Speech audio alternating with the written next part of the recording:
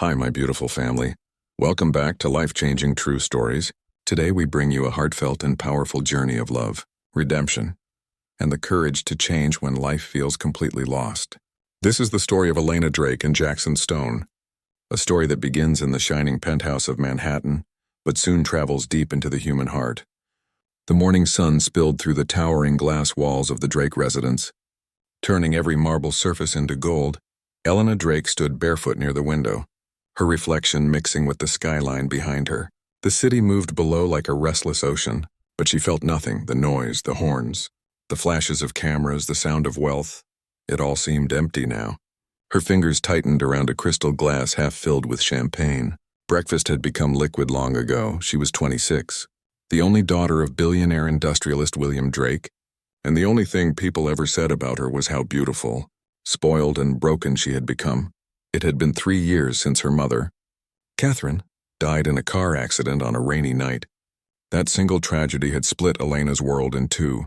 Before that night, she was lively, curious, always painting, always helping her mother with charity events afterward. She became a ghost trapped in expensive clothes, surrounded by people who liked her money more than her soul. She posted pictures of parties, luxury yachts, private jets, but inside she felt small and unworthy. And she hated herself for pretending to be happy when she wasn't. That morning the intercom buzzed and Patricia, her father's assistant, announced with her usual flat voice, "Miss Drake, your father requests your presence in his study immediately." Elena rolled her eyes, drained the glass, and murmured, "Of course he does."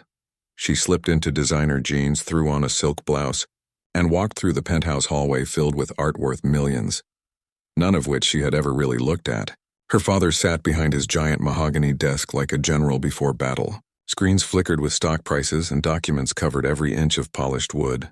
William Drake had the posture of a man who had conquered the world but lost his softness somewhere along the way. His hair was silver, his eyes sharp as winter, and his patience thin as paper. He looked up when she entered, his face a map of exhaustion. "Sit down, Elena," he said quietly. She obeyed. Though her arms folded as a wall, he didn't yell. That made it worse. He simply handed her a folder filled with headlines, social posts, and financial reports, each one screaming her name beside words like scandal, party princess, irresponsible. She tried to laugh it off. "You know people exaggerate, Dad. It's just noise." But his voice cut through the air, calm and hard. "Do you know how much your noise costs? $3 million last month in damage control. Do you realize that investors watch your every move? You are dragging our name through mud." She opened her mouth. But he continued, "I know you're hurting, Elena, but this isn't grief anymore, it's destruction." Her throat burned. Tears threatened, but pride swallowed them back. "Don't talk about grief like you understand it," she whispered. "You moved on the day Mom died. You buried yourself in numbers and meetings. Don't lecture me about pain." The silence afterward was brutal. William Drake's voice cracked slightly. "I did what I had to do to survive. But I will not lose you too. That's why I've made a decision." He opened another folder and pushed it toward her. "You're leaving the city for 3 months. You'll have protection and guidance. A man I hired will accompany you." "His name is Jackson Stone." Elena laughed bitterly. "A babysitter? Are you serious? What am I, 12? Her father's jaw tightened. "He's not a babysitter. He's a professional bodyguard and behavioral consultant. You'll listen to him, you'll follow his instructions. Or I'll use the legal authority I still have over your trust to make sure you do." Her eyes widened. "You'd actually force me?" His gaze didn't waver. "Try me." Before she could argue, the study door opened and the man himself stepped in. Elena's words froze on her tongue. Jackson Stone was not what she expected. He wasn't the bulky ex-soldier stereotype she had imagined. He was tall, broad-shouldered but calm, wearing a plain black shirt and jeans, no suit, no tie. Yet there was something quietly commanding in the way he carried himself. His brown hair was slightly tousled, his eyes an unreadable gray that seemed to see right through her. "Miss Drake," he said, his tone steady but not cold. "I'm here to ensure your safety and, if you'll allow it, to help you find some peace." She smirked. "Peace? You make it sound like I'm at war." He looked at her for a long moment and replied softly, "Maybe you are." For the first time in months, Elena didn't know what to say. The next morning, her father's private jet waited at Teterboro Airport. She tried one last protest, but Jackson's quiet firmness ended every argument. She gave in. rolling her eyes while secretly wondering why this man unsettled her so much. They flew north, away from the city, toward a small coastal town she had never heard of. When the jet landed, she stepped into cool, clean air that smelled of pine and ocean salt, the opposite of Manhattan's perfume and exhaust. Jackson drove her in a black SUV down winding roads until they reached a small wooden house, surrounded by trees and sea breeze. It was beautiful in its simplicity, yet to Elena it felt like exile. "This is where we'll stay," he said, carrying her bags with quiet efficiency. "You'll have your own space. I'll handle security and logistics, but I'm not your servant." "I'm your guard and your guide," she laughed dryly. "Guide to what, boredom?" He didn't answer, simply handed her a notebook. "Write, walk, cook, do anything except post online or drown yourself in parties. Consider it a reset." She tossed the notebook on the couch. "You really think journaling will fix me?" He met her gaze again. No, but honesty might. Something in his tone made her pause. No one had talked to her that way in years. Not as the spoiled heiress, not as the rich girl on magazine covers, but as a person. Still, she hid the tremor of emotion behind sarcasm. "Fine, philosopher bodyguard. Let's see how long you last before you quit." He smiled faintly. "We'll see who quits first." Days passed. Slow and silent, Elena hated the stillness at first. There were no flashing cameras, no texts from fake friends, no sound of music at 3 a.m., just waves crashing against rocks, wind whispering through pine branches, and the soft sound of Jackson chopping wood outside. She watched him sometimes from the window, his movements strong but patient, his face calm in a way she had forgotten was possible. He never raised his voice, never judged, and somehow that made her angrier, because she didn't know how to fight someone who refused to fight back. One afternoon she snapped, "Do you ever talk? Or are you programmed to be silent?" Jackson set down the axe, wiped sweat from his brow, and said quietly, "Talking isn't the same as meaning something." She rolled her eyes. "Oh, please, spare me the monk wisdom. You don't know what it's like to lose everything." He looked straight at her, his eyes dark with something she couldn't name. "You'd be surprised what I've lost." And for a heartbeat she saw a flicker of pain there, raw and human, but it vanished as quickly as it came, leaving her strangely breathless that night, unable to sleep. She wandered outside. The moon was full, silver light washing over the ocean. Jackson was sitting on the porch, a mug of coffee in his hand. "Can't sleep either?" he asked. She shrugged. "I'm not used to silence." He nodded. "Silence can be loud when you've been running from yourself." She sat beside him, wrapping her arms around her knees. "You sound like you've rehearsed that line," he smiled. "Maybe because I lived it once." She wanted to ask what he meant, but something in his voice told her not to. Instead, she said, "My father thinks you can fix me." "I don't fix people," he replied. "I just stand next to them until they remember they can fix themselves." His words lingered like the ocean air. She didn't know why, but for the first time since her mother's death, she felt a tiny spark, not of happiness, but of possibility. The days turned into weeks, and something began to change in Elena. She started writing in that notebook he'd given her. At first out of boredom, then out of need. She wrote about her mother, about the night she died, about the emptiness she'd filled with glitter and noise. Jackson never asked to read it. He simply kept giving her space. And somehow that made her write more. One morning she found him repairing a fence that didn't even look broken. "Why fix something that isn't damaged?" she teased. He looked up and said, "Because if you wait until it breaks, it'll cost more to heal." She froze, realizing he wasn't talking about fences anymore. And when he looked away, she whispered so softly he almost didn't hear, "Maybe that's what I've been doing all this time, waiting until I was completely broken." He didn't answer, but his eyes told her he understood as autumn approached. Her reflection in the mirror began to change. Her skin glowed with sunlight instead of neon lights. Her eyes looked alive again. The makeup she once wore like armor sat untouched on the dresser. She laughed genuinely for the first time in months when Jackson showed her how to build a campfire. She burned her fingers and he laughed too, a deep, honest laugh that made something stir in her chest, a warmth she hadn't felt since her mother's hugs. But the more she changed, the more questions grew inside her. Who exactly was Jackson Stone? He said little about himself, only that he'd worked private security for high-profile clients. But sometimes she caught him staring at the horizon with a look of regret that didn't belong to a simple guard. One evening, she found an old photograph slipped between the pages of a book he left open. It showed a woman and a little boy smiling in front of a small house. The edges were worn. She closed it quickly. Guilt prickling her heart, she didn't ask. But curiosity began to bloom alongside something deeper, something dangerously close to affection. On the 93rd day, her father called. His voice through the phone was softer than usual. I saw the charity post you made, Elena, your words about Mom. They were beautiful, I'm proud of you. She blinked back tears. You read it. The world did, he said. It's trending not because you're rich, but because it's real.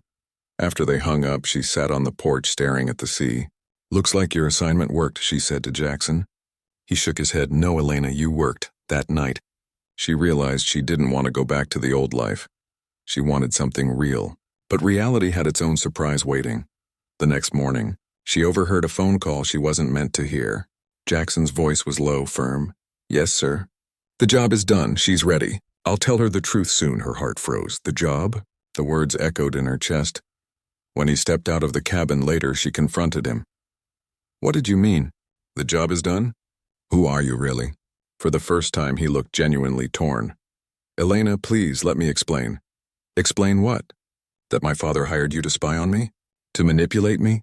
Her voice cracked. Was any of this real? He took a deep breath, pain shadowing his eyes. I wasn't supposed to tell you yet. But you deserve the truth. I'm not just a bodyguard. I'm William Drake's business partner. We co-founded a subsidiary years ago before I left to recover from my own loss. He asked me to help not as an employee, but as someone who once loved and failed too. I came here to remind you who you are. But somewhere along the way, you reminded me who I was. Elena's anger melted into shock. You're a millionaire? He nodded. Money doesn't heal what matters. I thought hiding as a bodyguard would let me reach you without status between us. She stepped back, her heart torn between betrayal and something that felt like truth. So this was a game? He shook his head. No, it became my salvation too. The ocean wind roared around them as she turned away, tears streaming silently down her face. Behind her, Jackson whispered, I never pretended to care. That part was real. But she was already walking into the distance, her figure dissolving into mist and heartbreak. That night, Elena wrote one final line in her notebook, her tears staining the page. He came to change me, but maybe I was meant to change him. After that stormy night when she discovered Jackson's secret, Elena left the cabin before dawn.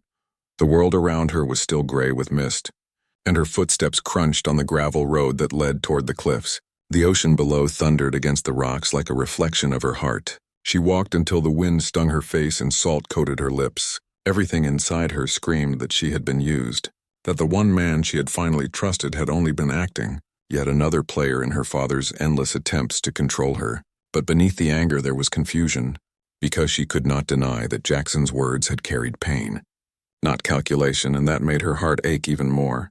She sat on a large boulder overlooking the sea, hugging her knees, staring at the horizon that looked both endless and cruel. She whispered to herself, I was finally healing, her voice trembling, and he took that from me. The memory of their conversations, his calm strength, the way he had listened without judging, all of it spun inside her mind until she could no longer tell what was real and what was performance. She thought of how he had smiled when she burned her fingers by the campfire, how he had quietly fixed the leaky roof without telling her, how he had stood outside her room the night she woke screaming from a nightmare. No man pretending could fake such small kindnesses. Could he? Hours passed before she finally stood, her legs numb, her heart heavier than before. When she returned to the cabin, the door was open. Jackson was standing inside packing his small duffel bag. The morning light fell across his face, showing a mixture of exhaustion and sorrow. When he looked up, his eyes met hers with quiet resignation. You should hate me, he said softly, and maybe you do. But before I leave, I need you to know that what I felt was never part of any plan. She crossed her arms, trying to hold herself together. You lied, Jackson. You let me believe you were someone else. You let me open up to a stranger, he nodded slowly. I did, because your father thought the only way to reach you was through someone who understood loss. He wanted you to see yourself in another broken soul. He didn't know that I would see myself in you instead. She shook her head, angry tears blurring her vision. You could have told me the truth from the beginning. You wouldn't have listened, he said, his tone steady but sad. You hated men like me, men with money and power. I thought if you saw me as ordinary, you might finally speak honestly, and you did. You taught me more about courage than I ever expected. She turned away, staring at the window where the sea glimmered like molten glass. "You had no right to make me your lesson. And you had no right to give up on yourself," he replied quietly. The silence that followed stretched long and painful, the sound of waves filling the distance between them. Finally, she whispered, "So what now?"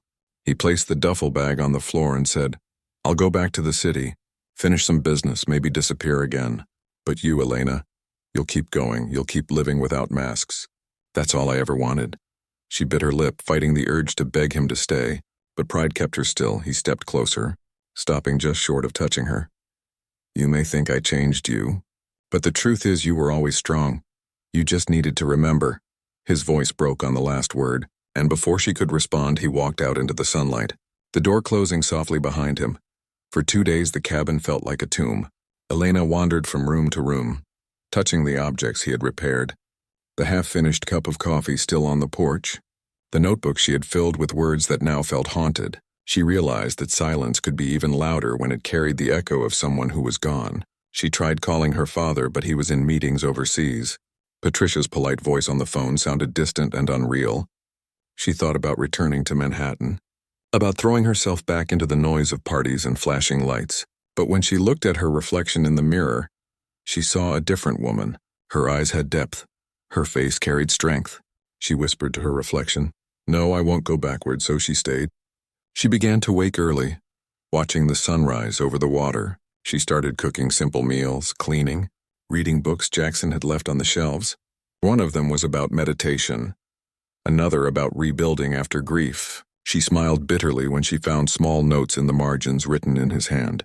Phrases like "patience is a quiet kind of courage" or "healing doesn't mean forgetting." Every line cut deeper, reminding her that even in deception, he had been honest about one thing. He wanted her to live again. Weeks passed, and slowly Elena built a rhythm of her own. She volunteered at a small animal shelter in the nearby town, using her wealth anonymously to repair cages and buy food. The workers didn't recognize her as the famous heiress from tabloids. They just saw a young woman willing to clean kennels and walk dogs, and for the first time she felt useful. One evening after returning home, she found a letter slipped under the cabin door. Her heart raced as she recognized the handwriting. It was Jackson's. She unfolded it with trembling fingers. The first line read, "If you're reading this, it means I've gone back to face what I ran from." She sank into the chair and continued reading. "Years ago, before I met you, I lost my wife and son in a home invasion. I was away on business, and I blamed myself for not being there. After that, I left everything, money, company, city, and disappeared into meaningless jobs. Your father found me when I was at my lowest. He said he saw in me a man who could reach his daughter because I too was drowning in guilt. I accepted the job not for money but for a chance to matter again. I never expected you to become my reason to breathe. I don't know if you can forgive me, but please, don't stop living just because I'm gone." Tears blurred the ink as Elena whispered his name. She pressed the paper against her chest, realizing that behind his calm strength had lived a man scarred by unimaginable pain. Suddenly his quietness, his empathy all made sense, and guilt flooded her heart for the harsh words she had thrown at him. She wanted to tell him she understood now, but the letter had no return address, no clue of where he had gone. 2 months later, winter arrived early. The cabin was wrapped in frost, and Elena kept herself warm by the fire. One afternoon, while she was writing in her journal, she received a call from Patricia. The voice on the other end was strangely hesitant. "Miss Drake, there's something you should know. Mr. Stone was involved in an accident last week. He's in St. Luke's hospital. Critical but stable." The words hit her like a blow. She barely remembered how she grabbed her coat, drove through icy roads, and reached the hospital in the city, her heart pounding with fear and remorse. When she reached the room, she froze at the doorway. Jackson lay pale against the white sheets, his head bandaged, machines beeping softly beside him. For a moment, she couldn't breathe. Seeing the man who had once seemed indestructible, now fragile and still broke something inside her, she stepped closer, took his hand and whispered, "You stupid man, you left me to heal alone. And now you're the one who's broken." Tears streamed down her cheeks. "Wake up, please. I forgive you. I understand. Just wake up." Days blurred together as she stayed by his bedside, reading aloud the pages from her notebook, telling him about the animals she'd rescued, the sunrises she'd watched, the way she had learned to breathe again. Nurses whispered that he might never wake, but she refused to believe it. One morning she fell asleep with her hand still holding his, and when she woke she felt the faint pressure of his fingers squeezing back. Her heart leapt. "Jackson?" His eyes opened slowly, gray and unfocused. But when they found hers, a faint smile touched his lips. "I thought I was dreaming," he murmured, his voice hoarse. "You were, and I came to drag you back," she said through tears. He laughed weakly. "You always did have a stubborn heart." Recovery was slow but steady. During those weeks she visited daily, bringing books, food, and sunlight into his sterile room. They talked about everything they had hidden before, his regrets, her fears, and the strange way pain could become the bridge between two lost souls. She learned that the accident had happened when he intervened to protect a woman from a mugging, a reflex born from a heart that refused to stay indifferent. She told him that heroism didn't need to hide behind lies anymore, and he promised her that if he walked out of that hospital he would never hide again. When he was finally discharged, she helped him settle in a modest apartment near the river, not the penthouse luxury she once knew, but a peaceful place with large windows and the sound of water in the distance. They spent evenings cooking together, laughing over burnt pancakes, sharing stories about their mothers, about love, about loss. The city that once felt suffocating now seemed alive again, because this time she wasn't living for appearance but for purpose. One night, as they watched the skyline glowing like scattered jewels, Jackson said quietly, "Your father wants to see us. He's proud of what you've done. The foundation you created for addiction recovery and grief counseling has already helped dozens of families." She turned to him. "Surprised you talked to him?" He nodded. "He told me something I think you should hear. He said he no longer sees his daughter as a burden but as the heart of his legacy." Tears welled in her eyes. "He really said that?" "He did," Jackson replied. "And he also said that if I ever hurt you again, he'd fire me from life itself." She laughed through tears. "That sounds like him." Later that evening, she walked to the window and looked at the stars reflected on the river. "Jackson, do you ever think about fate?" He joined her side. "Every day." "Do you think we were meant to meet?" She asked. "I think we were meant to save each other," he said, and his hand found hers. The following morning they visited William Drake's office together. The reunion was awkward but warm. Her father hugged her for the first time in years, whispering, "You look so much like your mother when you smile." He turned to Jackson and offered his hand. "Thank you for doing what I couldn't." Jackson shook his head. "She did it herself, I just witnessed it." William smiled knowingly. "Still, I owe you, both of you." He announced that he wanted to merge Jackson's consulting work with a new branch of Drake Industries dedicated to emotional wellness programs for employees. "It's time we build more than skyscrapers," he said. And for the first time, Elena saw the proud, gentle man her mother must have loved. Over the following months, life unfolded with quiet grace. Elena and Jackson worked side by side, designing workshops, charity events, and awareness campaigns.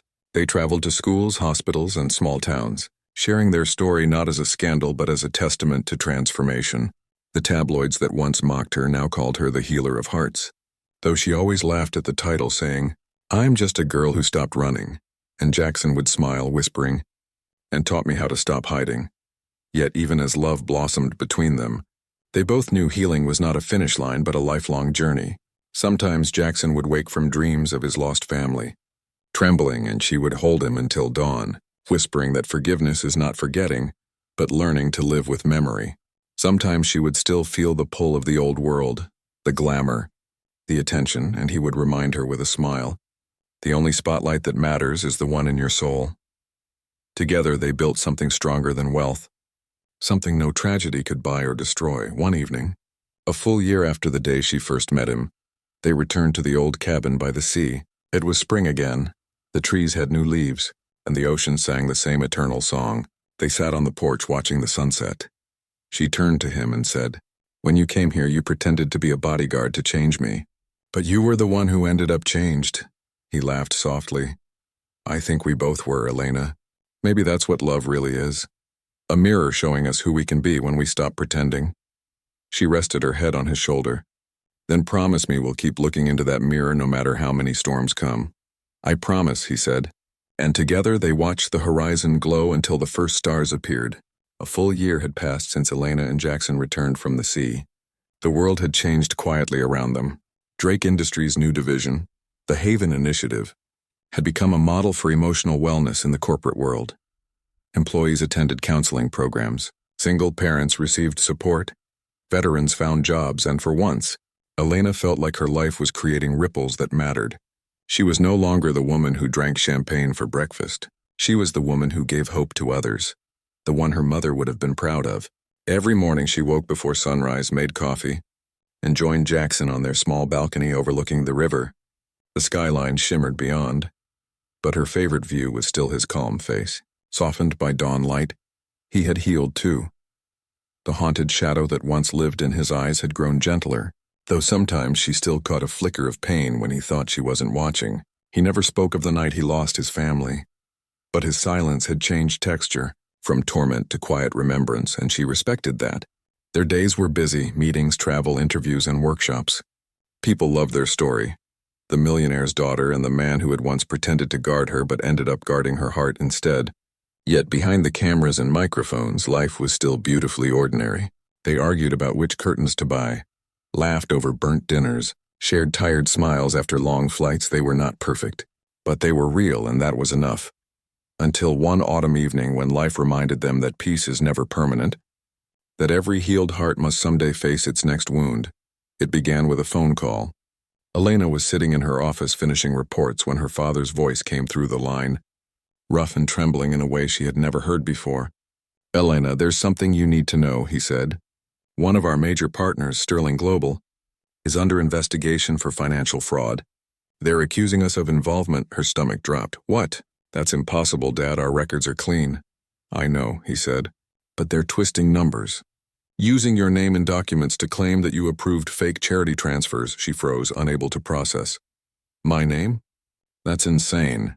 "We'll fix it," he said, "but it will be ugly.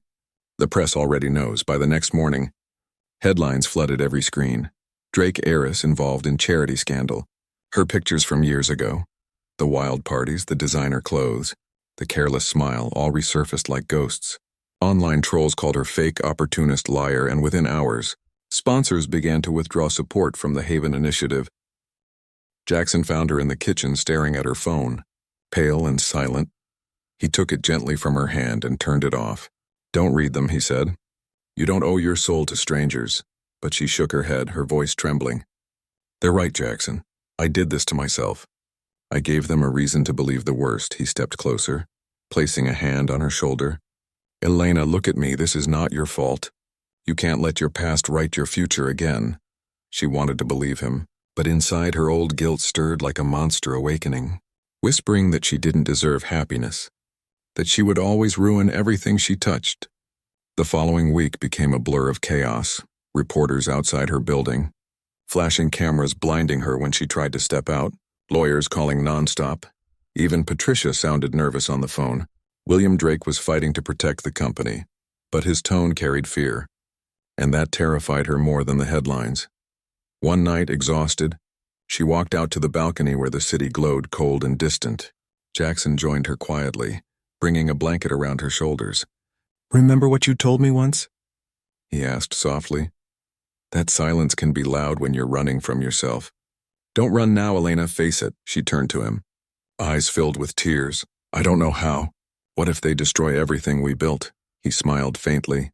"Then we'll build again, brick by brick. Truth doesn't die from gossip, it only hides until courage calls it back." The next morning, she decided to call a press conference. Everyone advised against it, even her father. "It's too risky," he warned. "They'll twist your words," but she said quietly, "They can twist my past. Not my truth." She stood on the stage wearing a simple white blouse and no makeup. The cameras flashed, microphones surrounded her, and she began to speak, her voice trembling but steady. "A few years ago, I was a woman who lost herself in noise, who thought attention was love. I hurt my father, I hurt myself. But I learned that truth is not about never falling. It's about standing up when the world thinks you won't. The accusations against me are false, and the documents are forged. We've turned them over to authorities. But I want to say this. Even if I lose everything, I will not lose the woman I've become." The crowd was silent. Then questions erupted, some sharp, some cruel. But Elena answered each with calm honesty. And though not everyone believed her, something shifted. Her courage became the story instead of her scandal. Later that night, She and Jackson sat on the floor of their apartment eating takeout. He raised his cup of coffee in a quiet toast. To the girl who faced the world and didn't flinch. She smiled tiredly. To the man who kept her from running. Still, the storm was not over. A week later, investigators found that the forged papers had come from inside the company, from a senior executive named Darren Miles, a man her father had trusted for 20 years. Worse, he disappeared before he could be arrested. Taking millions in stolen funds, the stress took its toll on William Drake. One night he collapsed during a board meeting. By the time Elena reached the hospital, her father was unconscious. The doctor's voice was grave. Massive heart attack, we've stabilized him, but he needs rest and no stress. She stood by his bed holding his hand, whispering, "You taught me to fight.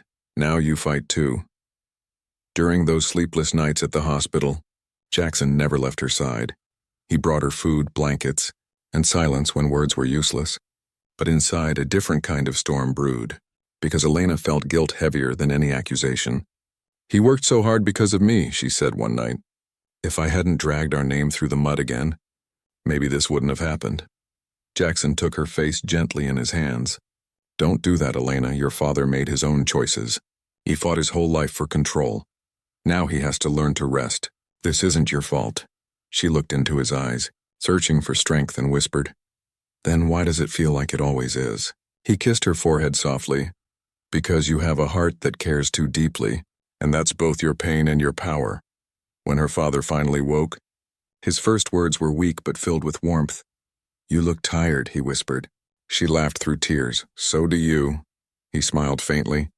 "I saw the press conference. Your mother would have been proud." Elena, for the first time in years, her tears fell without shame. She whispered, "Thank you, Dad." The months that followed were difficult but transformative. William stepped back from work, handing over leadership of the Haven Initiative to Elena and Jackson. "You two built it," he said, "now protect it." Together they rebuilt trust, met with sponsors, spoke openly about corruption and reform.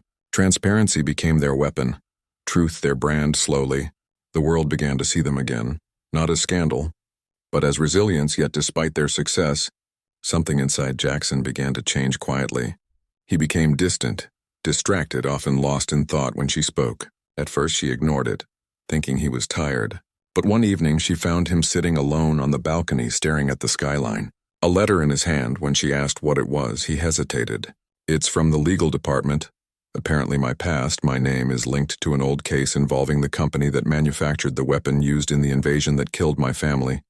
They want me to testify." Her eyes widened. That's terrible, but maybe it will bring closure." He shook his head. "It might reopen everything I've tried to bury." "Elena, I thought I was ready, but maybe I'm not." She sat beside him, took his hand, and said quietly, "You once told me that truth hides until courage calls it back. Maybe this is your call."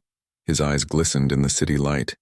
"And if I fall apart again," she smiled sadly, "then I'll remind you who you are. Just like you did for me." The trial was long and grueling. Old memories resurfaced, and media attention grew fierce once more. Jackson had to face executives from his former company who had prioritized profit over safety, the same negligence that had armed the men who broke into his home years ago. He testified with trembling honesty, describing not revenge but accountability. And when the verdict finally came, justice was served. The company was held responsible. New safety laws were passed, and Jackson's story became part of a national change. But the emotional cost was heavy. After the trial, he withdrew into silence for weeks, haunted by images and nightmares. Elena watched helplessly as the man who had once saved her now struggled to save himself. One night she found him packing a bag. "Don't," she whispered. "Don't leave again." He looked at her with tears he couldn't hide. "I need to find peace, Elena. And sometimes love can't do that for you. You have to walk into the dark alone." She shook her head fiercely.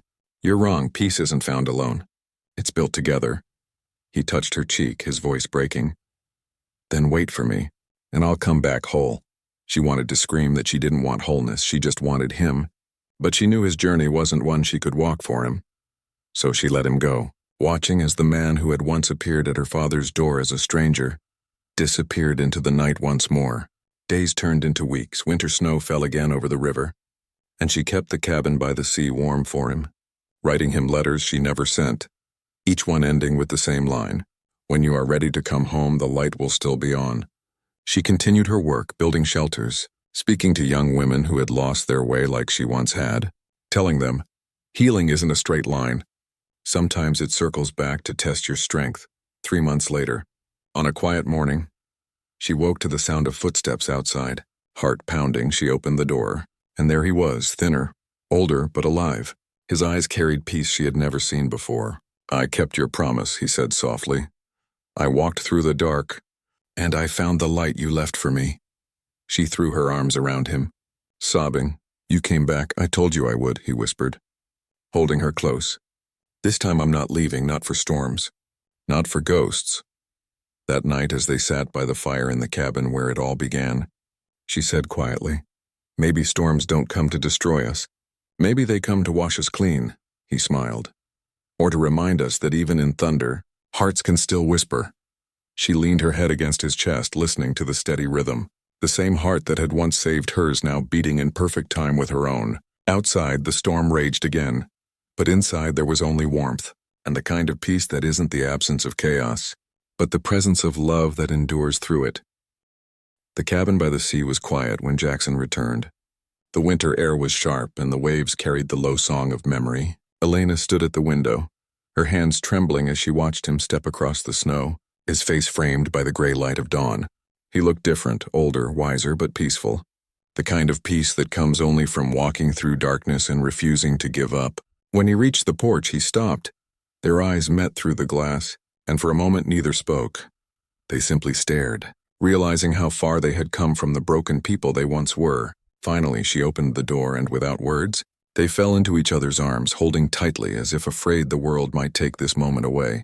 They stayed like that for a long time, the fire crackling quietly behind them. When she finally pulled back, her voice was soft. "I thought maybe you wouldn't come back." He brushed a strand of hair from her face. "I almost didn't, but then I remembered what you said. That peace isn't found alone, it's built together." She smiled through tears. "You remembered. I never forgot," he whispered. And the warmth in his voice melted every fear she had carried for months. They sat by the fireplace until sunrise, talking about everything and nothing, the silence between them no longer heavy but gentle, like the sea breeze that slipped through the open window. The next morning they walked along the shore where it had all begun. The tide was low, revealing smooth stones and fragments of shells scattered like pieces of the past. Elena bent down to pick one up, running her fingers over its edges. "It's strange," she said quietly, "how something broken can still be beautiful." Jackson looked at her. "Maybe that's what we are," she smiled. "Two shells the sea refused to drown." He nodded. "And maybe now we get to decide what to build from the pieces." Over the following weeks, they began to rebuild, not just their lives, but their purpose. They reopened the Haven Initiative with new energy, focusing on helping people who had suffered trauma and loss, expanding from corporate programs into community outreach. They traveled to schools, small towns, and shelters, sharing their story, standing side by side as living proof that redemption is real. Their faces appeared on magazine covers again, but this time not under headlines of scandal or luxury. Instead, the titles read, "From Brokenness to Bravery, the story of two hearts that refused to quit." Elena had grown into a woman of quiet strength. She spoke not with rehearsed words, but with truth drawn from her own pain. Young women listened to her like she was a mirror showing them hope. Men who had lost families saw in Jackson the proof that a man could fall and still rise again. They became symbols of change, but they never saw themselves that way. To them, they were simply two people who had learned how to love without masks. At night, after long days of travel and speaking, they returned to their home in the city, which was smaller than the penthouse she once owned, but filled with warmth that no amount of marble or gold could buy. They would sit on the balcony with cups of tea, watching the city lights flicker like constellations. "Do you ever think about the girl you used to be?" Jackson asked one evening. She smiled faintly. "Every day, but I thank her too, because she walked through fire so I could stand here." He nodded thoughtfully. "I think we all have to meet our shadows before we can see our light." Their love deepened quietly, not through grand gestures but through shared peace, the kind of love that doesn't demand attention but glows steadily like the hearth that warms a home. Still, life had its way of testing every promise, and soon a new challenge would ask them both how much they truly believed in the lessons they had learned. One spring morning, while reviewing expansion plans for the Haven, Elena received a call from their financial advisor. "We have a problem," he said.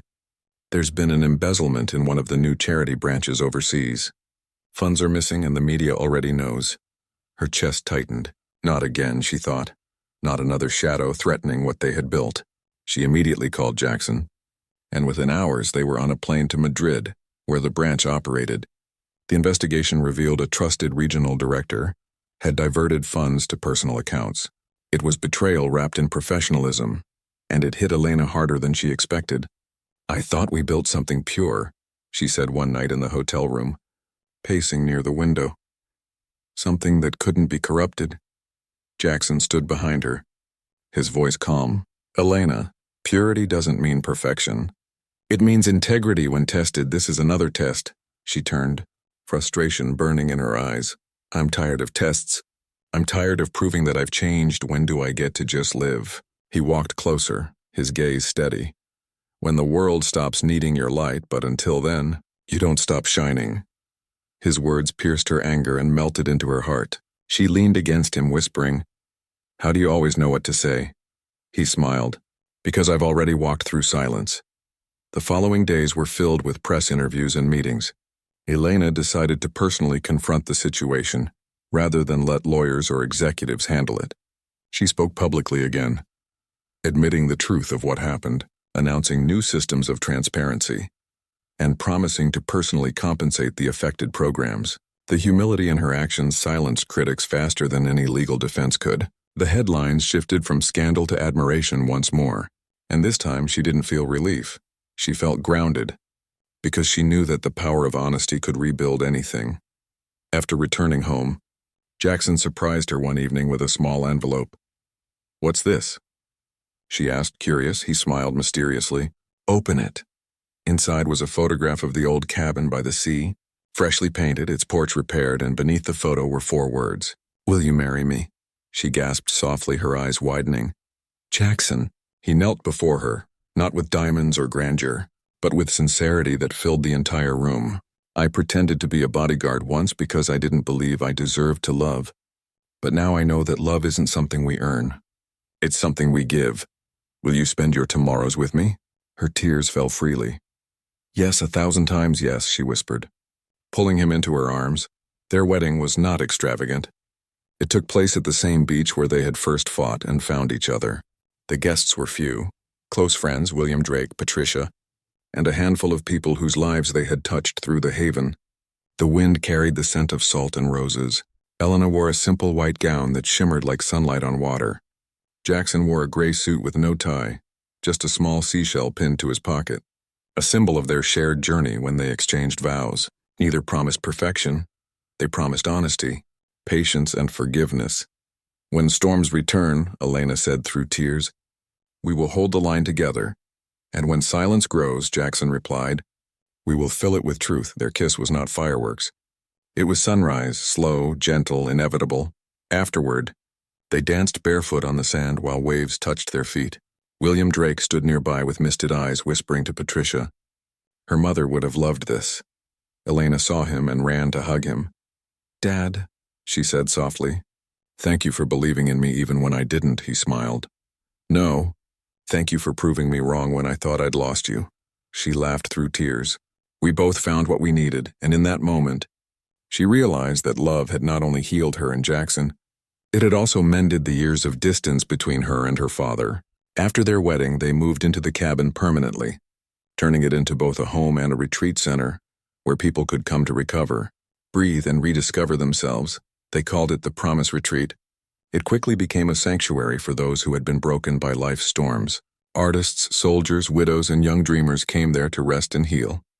And every evening, Elena and Jackson would walk along the beach hand in hand, listening to the waves that had once witnessed their pain, now whispering songs of peace. Years passed quietly but meaningfully, seasons turning the sea from silver to blue to gold. Their love deepened not in passion alone but in purpose.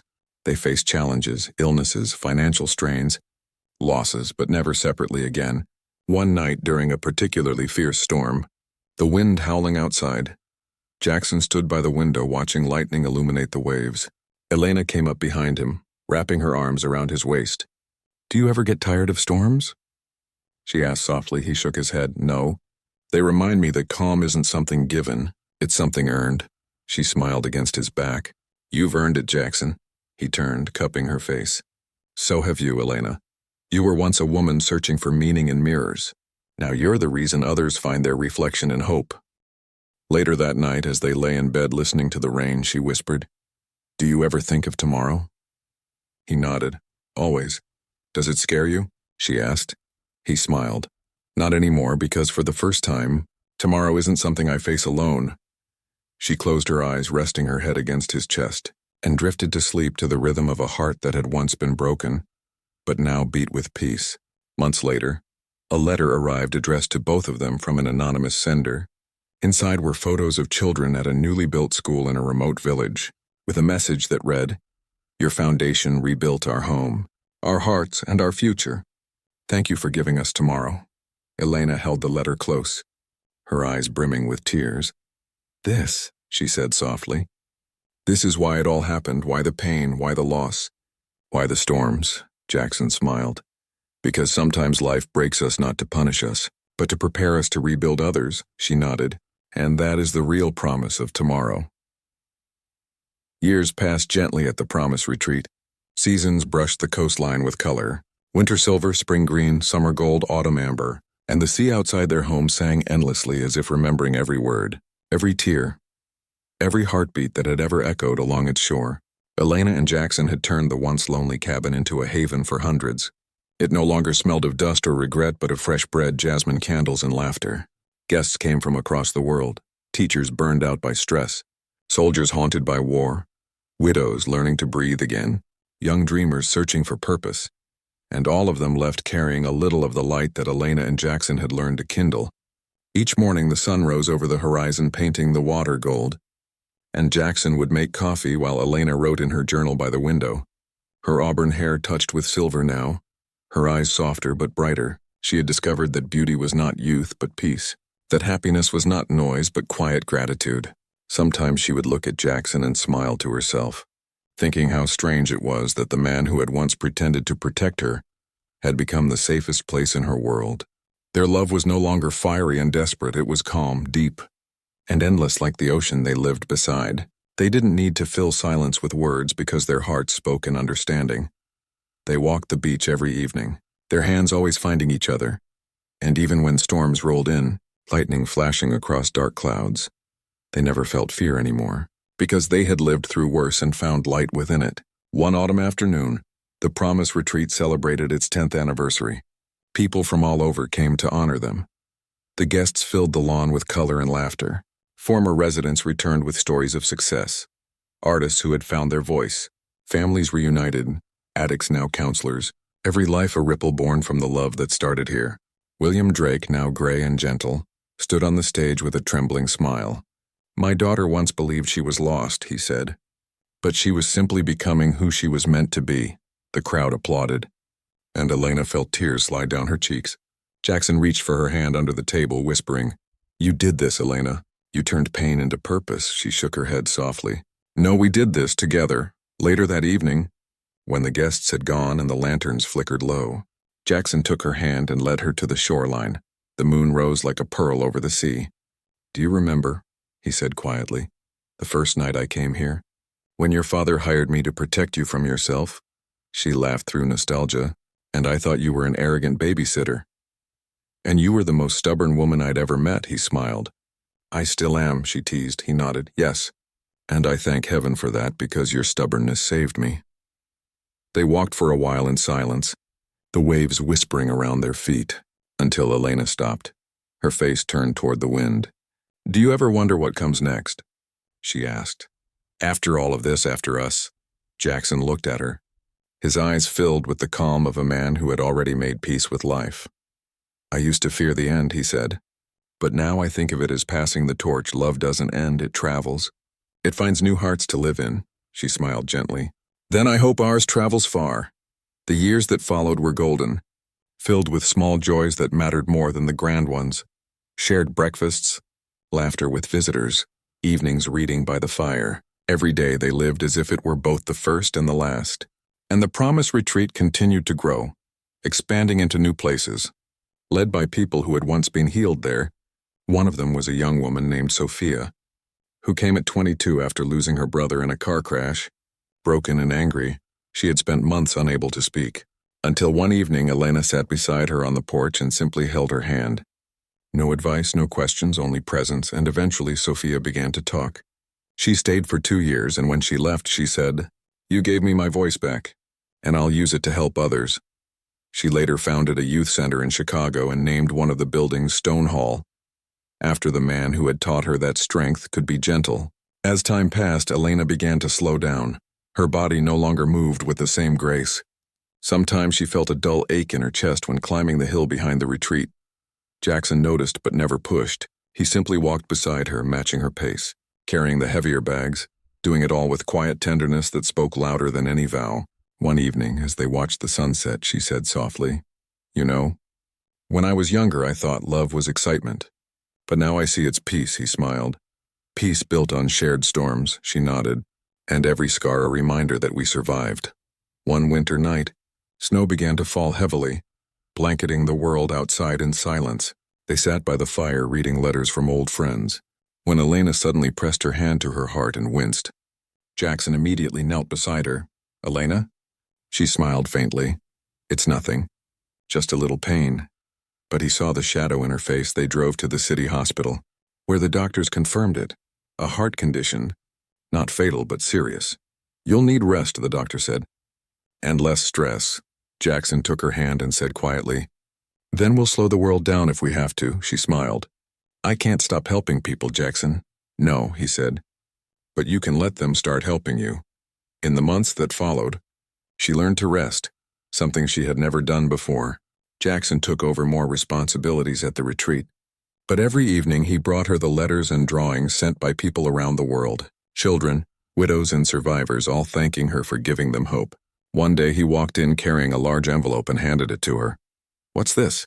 she asked. "Open it," he said. Inside was an official document. The United Nations Humanitarian Council had nominated Elena Drake for the Global Compassion Award. Tears welled in her eyes. "I don't need awards," she whispered. "You deserve to be recognized," Jackson replied, "because your kindness became movement." At the ceremony months later, Elena stood on stage in front of world leaders and activists, her voice steady though her heart trembled. "When I was young," she said, "I thought life was about being seen. Now I know it's about seeing others. I once believed love was luxury, but I learned it's responsibility.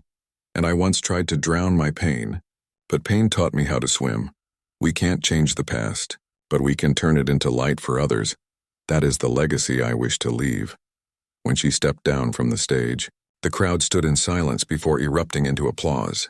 Jackson met her at the bottom of the stairs, pride shining through tears. "You did it," he whispered. "No," she said softly. "We did it. But life, as always, carries its own rhythm." One evening, the sky flamed orange and violet, and Elena asked Jackson to walk with her to the cliff where they had first met. Her movements were slower now, her breath shallow but her spirit still fierce. When they reached the top, the wind wrapped around them, carrying the scent of salt and eternity. "Do you remember when I stood here years ago thinking my life was over?" she said. "Now I stand here and feel nothing but gratitude." Jackson took her hand. "You changed my world, Elena," she smiled. "We changed each other, and if tomorrow doesn't come, promise me you'll keep the promise retreat alive." He squeezed her hand. "I will, I swear it." She leaned against him, her head on his shoulder. "Then I have no fear." A few weeks later, during a quiet dawn, Jackson woke to find her still beside him. Her face peaceful, her lips curved in a faint smile, as if she were dreaming of sunlight. He called her name softly, but she didn't stir. His heart cracked quietly, not with the violence of loss, but with the tenderness of love fulfilled. He held her hand until the morning light filled the room, whispering, "You kept your promise, Elena. Now rest, my love. I'll carry the light." The world mourned her gently. Thousands of messages poured in, stories from people she had touched without ever meeting, and the Promise Retreat became a sanctuary of remembrance. Jackson continued her mission with renewed devotion, mentoring young leaders, creating scholarships under her name. Every wall of the retreat displayed her words. "Love is not what we have. It's what we give when we think we have nothing left." Years later, when Jackson's own hair had turned silver, he stood once more on the same beach at sunset. the waves lapping against the shore. In his hand was a small seashell, the one she had picked up years ago when she said that even broken things can be beautiful. He smiled softly, whispering, "You were right, Elena, we were broken, and we were beautiful." Behind him, a group of young volunteers laughed and built lanterns for the evening memorial. The retreat had grown into a worldwide network now, with branches across continents, but its heart remained here, in this cabin by the sea, where two wounded people once learned how to live. That night, as darkness settled, Jackson lit a single candle on the porch, its flame flickering against the ocean wind. He sat down slowly, his breath calm, his eyes lifted toward the stars. "I'm coming home, Elena," he murmured, and when the flame finally steadied, the wind softened, as if the sea itself had whispered back, "Welcome home." The next morning, the volunteers found him sitting peacefully, the candle still burning beside him, and though his body was still, his face carried a smile that spoke of reunion. They buried him beside Elena on the hill overlooking the sea, and every year on the anniversary of their founding, hundreds gathered there to celebrate love, not as romance but as courage, not as desire but as devotion. Children played, music filled the air, and at sunset everyone lit a candle, the shore glowing with light like a mirror of heaven. And so, my beautiful family, the story of Elena Drake and Jackson Stone ends where it began, not with pain but with purpose, not with goodbye but with gratitude. They taught us that redemption is possible, that no wound is too deep for love to heal, and that true legacy is not written in wealth or fame but in the lives we touch. So if you are lost today, remember this story. Remember that every heartbreak carries a lesson, and every fall can become the foundation of something beautiful. Hold on, keep believing, and one day you too will stand in the light of your own promise of tomorrow.